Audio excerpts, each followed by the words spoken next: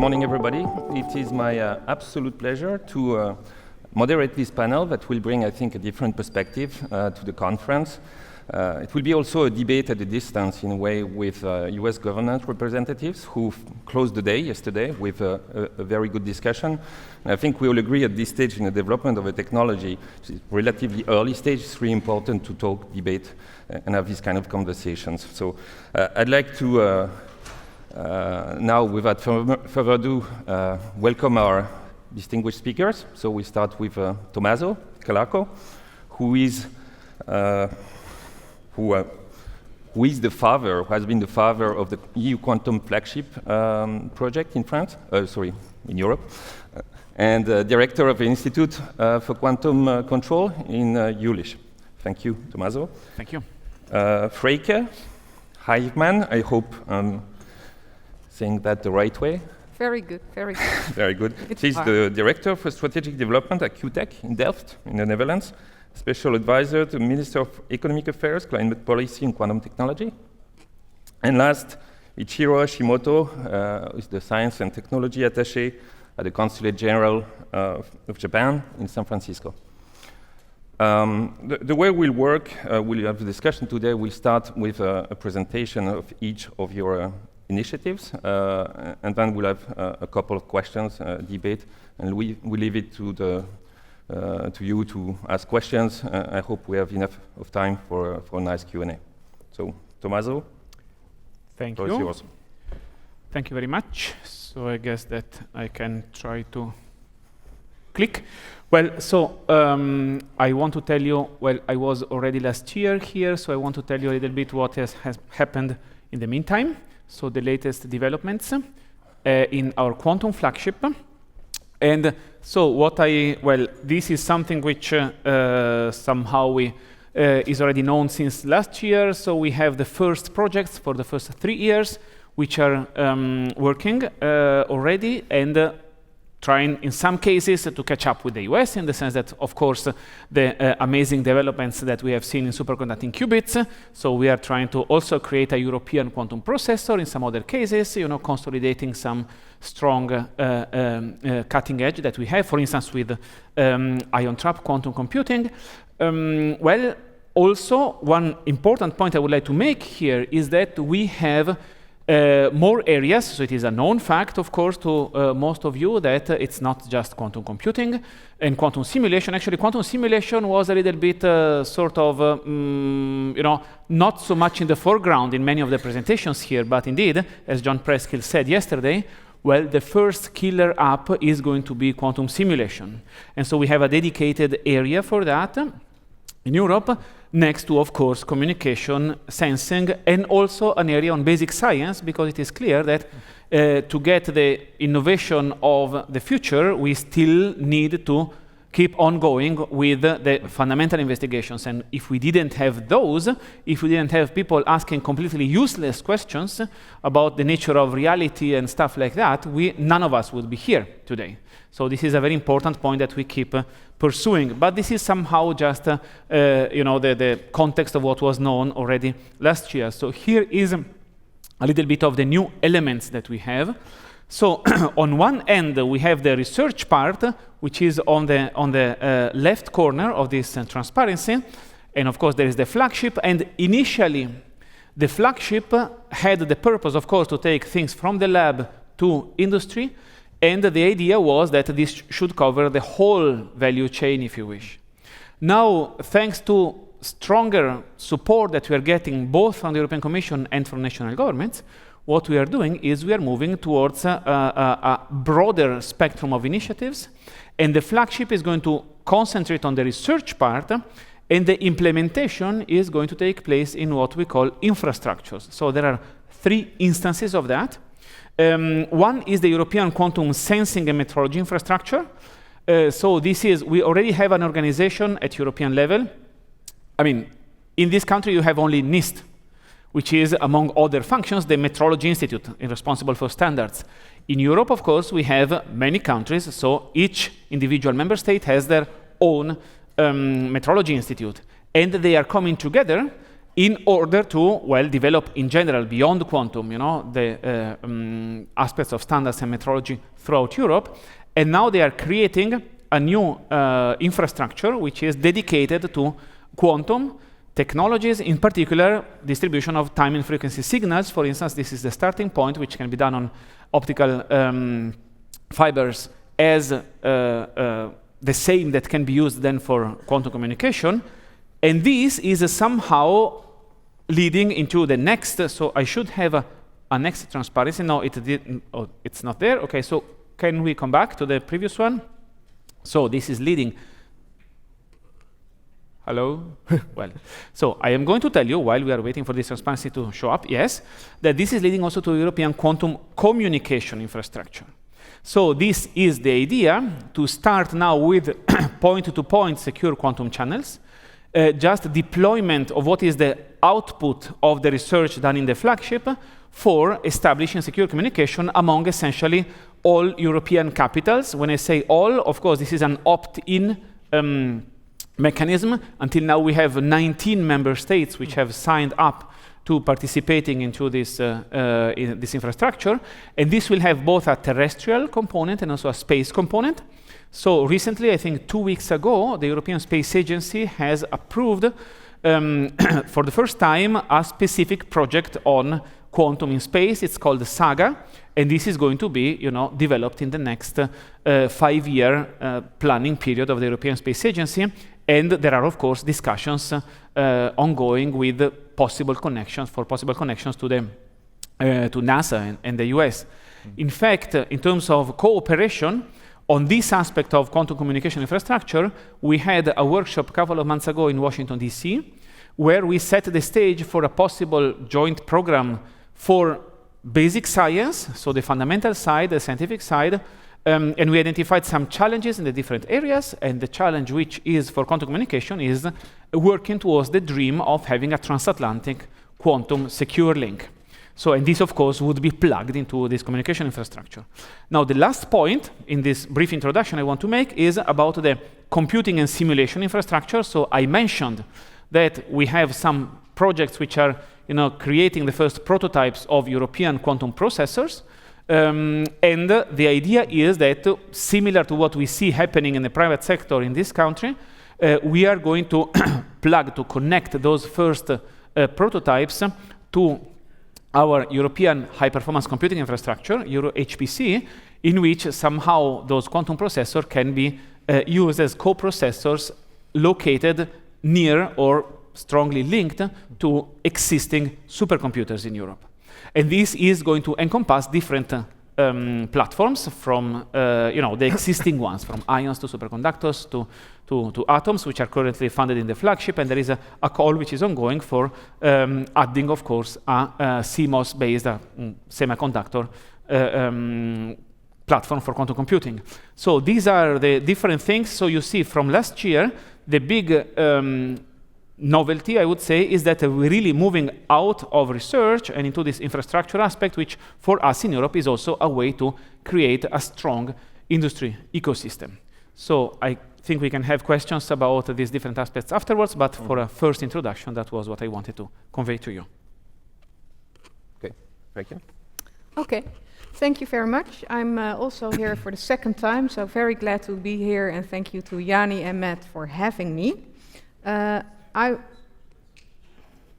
Let's see. Oh, can I go back one slide? Yeah, so I'm also going to touch upon the things that are new, so the progress we have made since last year. And one thing that... Can I go back one slide? I think, yeah. So one thing that is new is we have a new brand. It's called Quantum Delft, and there's a new logo. They don't like your logo. No. I think, yeah, well, there's a problem. Well, I will just continue. The brand, what it stands for is everything that has to do about quantum. We apologize. We'll have your slides up in 1 moment. Okay. No worries, I will just continue. It is everything that's going on in quantum in Delft. So you probably all know QuTech, that's the research institute founded by TU Delft and TNO, and it's a public research institute having over 200 researchers working on scalable prototypes of quantum computing devices and quantum internet devices. But there's also what we see is an ecosystem establishing around it. Like we have several startups now, for instance, in electronic control, in the wiring of qubits, and we have some industrial labs that have their homes in Delft. So we have Microsoft. There are approximately 40 people working there now. Julie Love was presenting some of their things that they do, and we have Blue Force, the cryogenic company, establishing an R&D facility in Delft. And this is the idea of having an ecosystem where research and entrepreneurship and facilities like clean room facilities go hand in hand, and we can work on innovation in an open environment. Okay, so now I would like to go to the slide because last year, this slide. So last year, John Preskill in his, he had a very clear take-home message when it was asked, like, what is the biggest challenge of the field for the time to come? And he said, to build better qubits.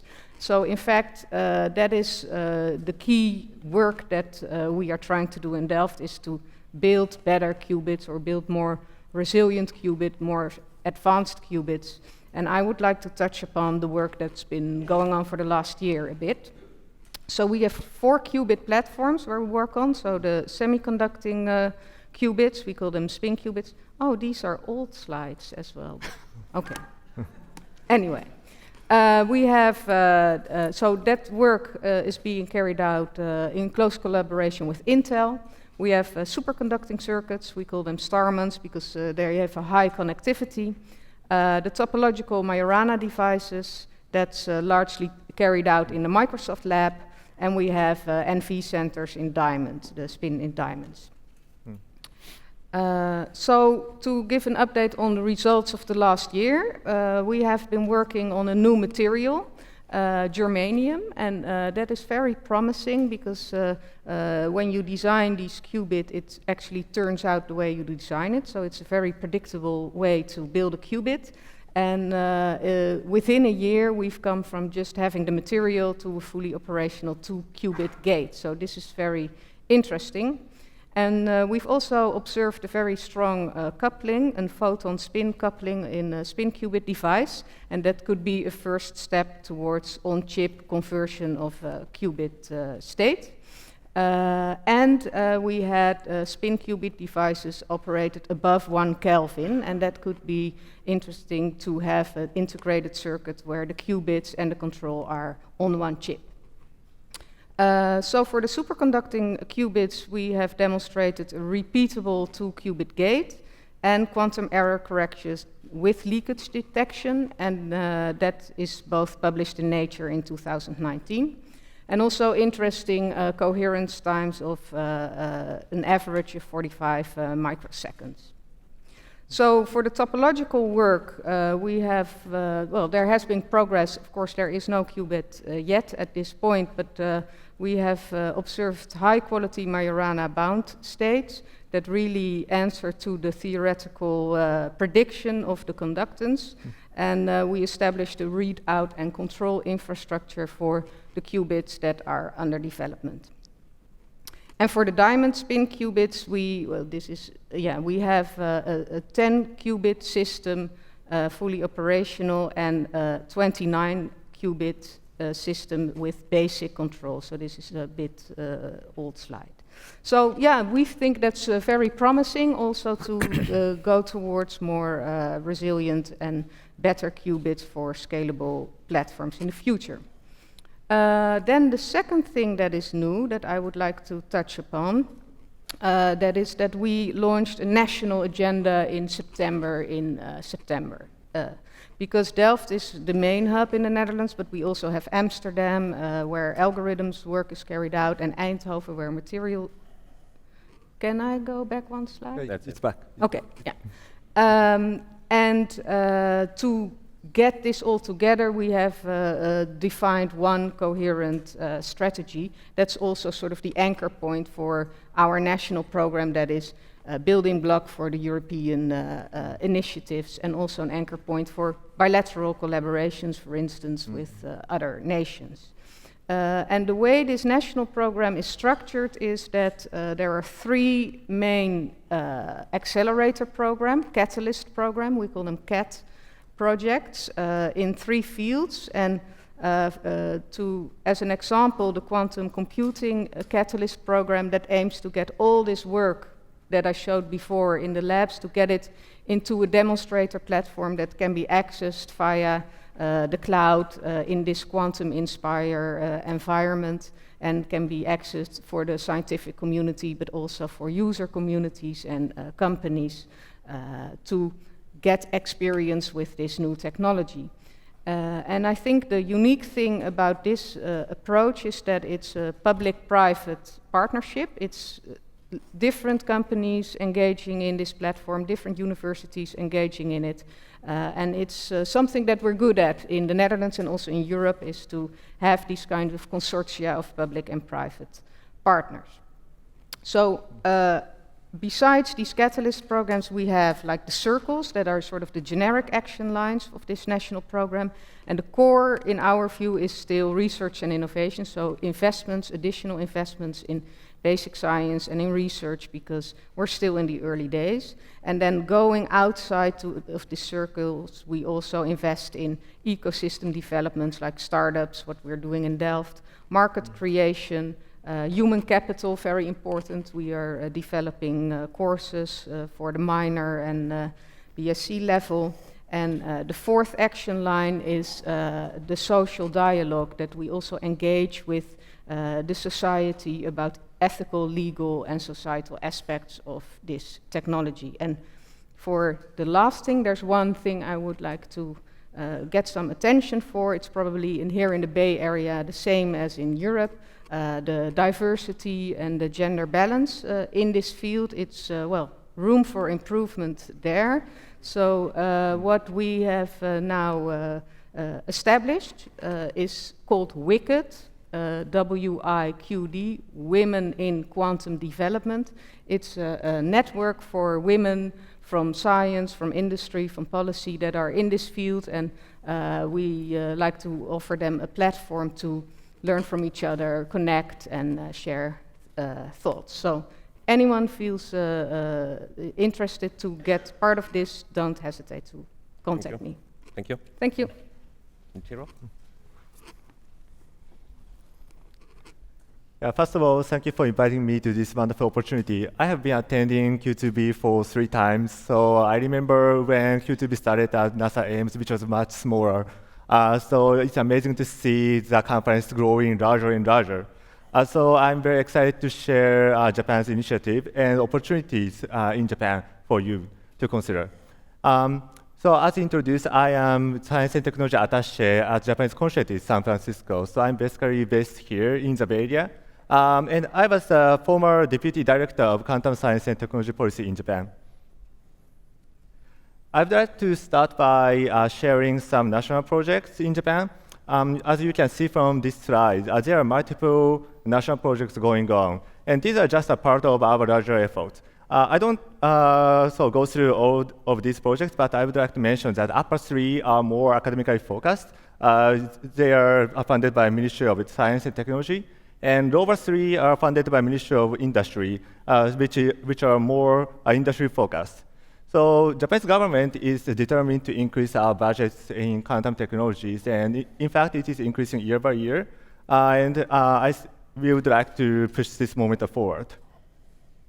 And these national projects are supported by talented researchers in Japan. As you may know, Japan has made significant contributions to quantum computing. Professor Yasunobu Nakamura and Professor Josen Tsai are known for the first realization of superconducting qubit. And also Professor Hidetoshi Nishimori is known for his proposal of quantum annealing theory. And not only those senior researchers, but also young researchers are growing. So right part of this slide shows the national project that is aimed to raise younger researchers in Japan. And not only academia, but also businesses are very active in Japan. In the top left corner, you can see that there is the first IBM Q network hub in Asia at Keio University. And in the network hub, companies from material to financial services and chemistry are working closely with Keio University. And also in the upper right corner, you can see another research group, which includes major auto companies, Denso, and major human capital companies, Recruit. And they are working hard on the application of using DB machines.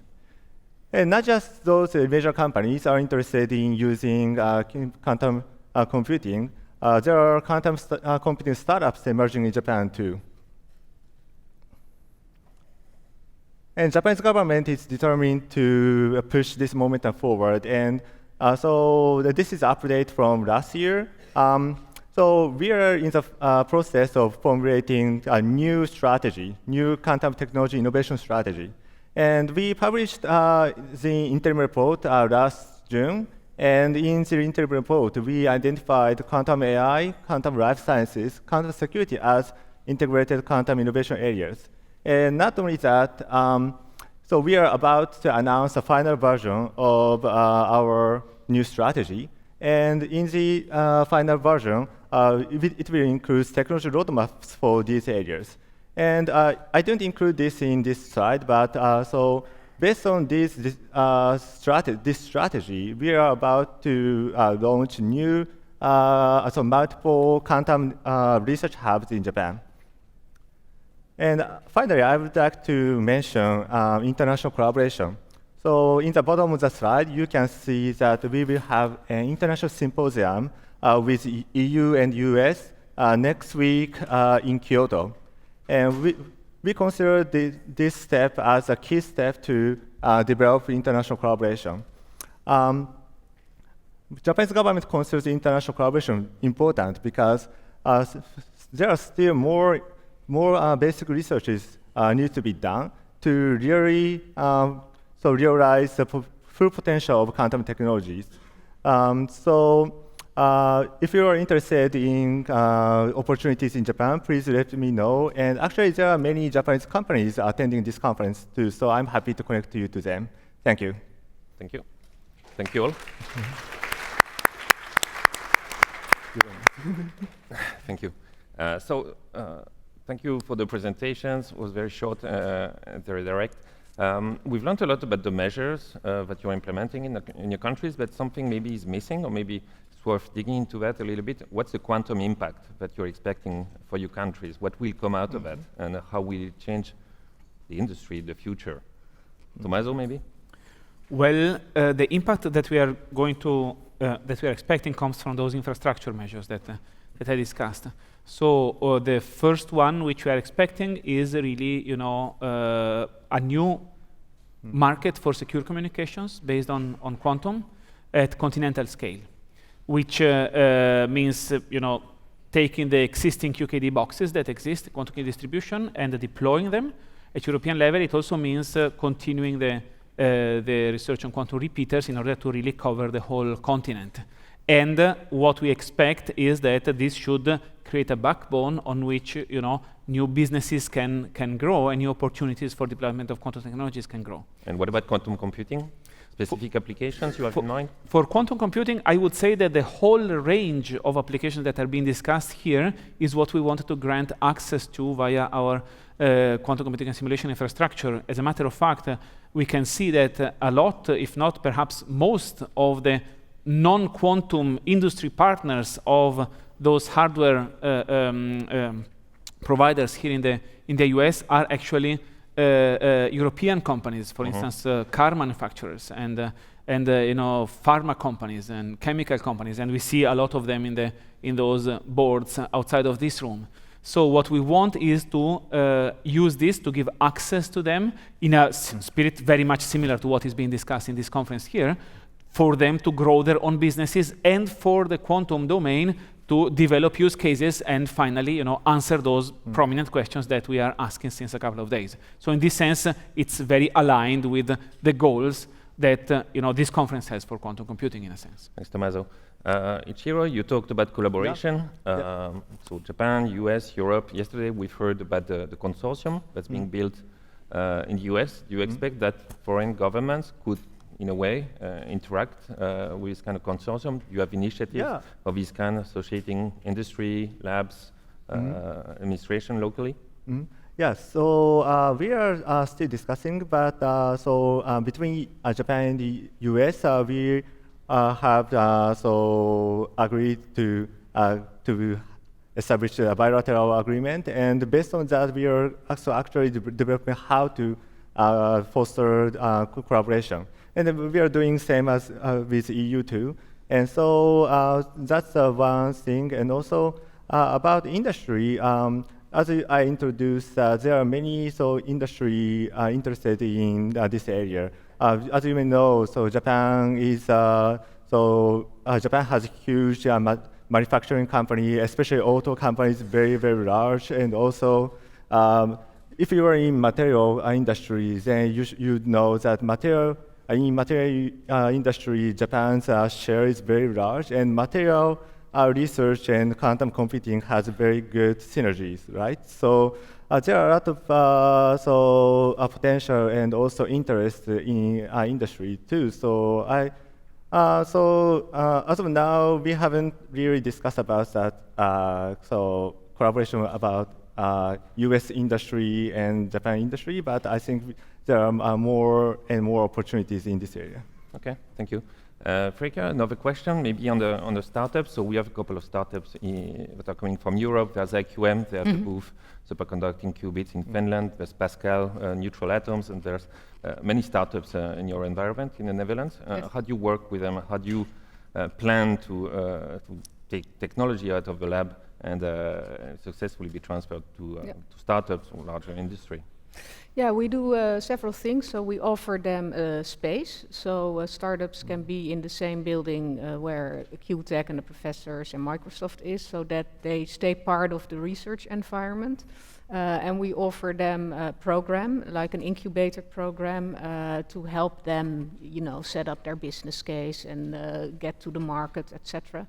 And there's also this venture capital is like less developed in Europe and than it is here. So we do effort to attract them to come, and you see a lot more interest now, and we match make, so to say. So these kind of things we do, but also there's a strong push from the university and TNO itself. So several parts of the technology that is developed, it's really, we give the push to get it out of the university now. Whereas previously it was a bit kept in, but now we really say, no, it's time, the time is now. Okay, thank you.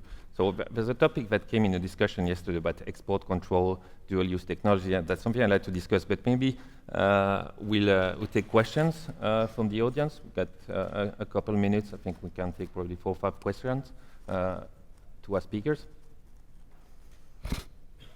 Hi, so yesterday afternoon, the topic came up of beware the hype in this field. I think that's very important. I was wondering if at any of your institutions you have plans for say more general public education about the field, and how do you balance getting people excited about the field with say addressing any potential misleading directions from which might, for instance, appear in the media? Favorite topic of Tommaso. Right, because actually I think we in this field we need less export control and much more hype control, and it's fun to see those companies poking at each other, here, and of course, you have to pump up the atmosphere, and it also partially shows that this thing is getting very serious. But for me, export control and hype are the biggest dangers. And I mean, it's straightforward to control hype, because there is plenty of exciting things without having to promise that we change the world within the next 3 months. It's really, my experiences with decision makers of top level, I mean, it's really fascinating. They really see the benefits. You don't have to oversell. Overselling is very dangerous. We are just going to make the quantum winter much worse if we oversell at this point. Very good. Yeah, I would like to follow up on that. So in Japan, I think the hype is starting to boost or explode. So I'm already thinking about controlling that. So it's really difficult that if you try to control too much, then it will deteriorate the ecosystem. So we have to encourage the ecosystem, but still, too much hype will also deteriorate ecosystem. So yeah, we are trying to navigate through it. So Freeke, I think education is an important part in the program. Yeah. Maybe could address this kind of concern? Yes, well, you see indeed a lot of hype, and sometimes in the media, and yeah, we take a lot of effort to do outreach. So we have the experts from Delft and other places, get them to educate and have them on podia, etc. And also have online courses. And we are, yeah, sort of. There's some sort of in-between field of the real experts, and then the general mass that just gets hyped because of all the ideas, and there's some necessity of people in between that do have some knowledge of the field and can tell the true story, but don't necessarily need to know everything about everything. Okay. So that's a part of the workforce that we are. Okay, thank you. Maybe one last question.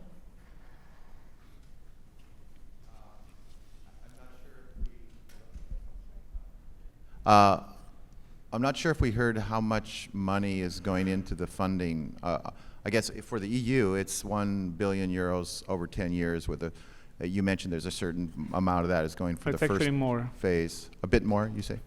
Okay. Substantially more. Has that been approved? It is being approved. So it has been approved by the European Parliament. So originally the 1 billion was half from member states and half from the Commission, which would mean $500 million from the Commission for 10 years. We gave out 150, so it would be 350 remaining. The European Parliament has approved with a very nice Control-C, Control-V function, an amendment that I proposed to ramp it up in the next 7 years from 350 to 1 billion just for the research, and on top of that, the discussions are ongoing in what we call the Digital Europe program. Right. For the infrastructure, and we are talking about, but this is at the moment hypothesis, we are talking numbers in, 10-digit numbers for each of the infrastructures. Okay. But this is still being discussed because the budget of the European Union is under fire because of many things, including one which is happening, in a soon former to be member state of the European Union. Right now, it's going on. And so this impacts the budget. And so that has still to be consolidated. But it is going to grow most likely in any case. Okay. And then I'm interested in the Netherlands and Japan, if you could. Yeah, quickly, please. Yeah. Oh, the Netherlands budget for this national program, including everything that's being done, is 169 million a year. So that goes already, and 34 of that is new money. Okay, so. Thank you. Yeah, so I don't have exact number, but so at least I know about 200 million, so at least $200 million per year. But I think, so if I really count every national project from multiple ministries, then it will add up maybe close to 300 or more. Yeah, and I could not mention that France has a plan. It's going to be released in January. Some additional money, resources also for quantum technologies. And we cannot say the number, but it's a nice number. It's a nice. Well, as far as I know, it's a nice number. Okay, thank you. No, I think that's it. We don't have more time, but I guess our speakers are open for discussion during the break, so feel free to interact. And thank you very much for attending and good questions.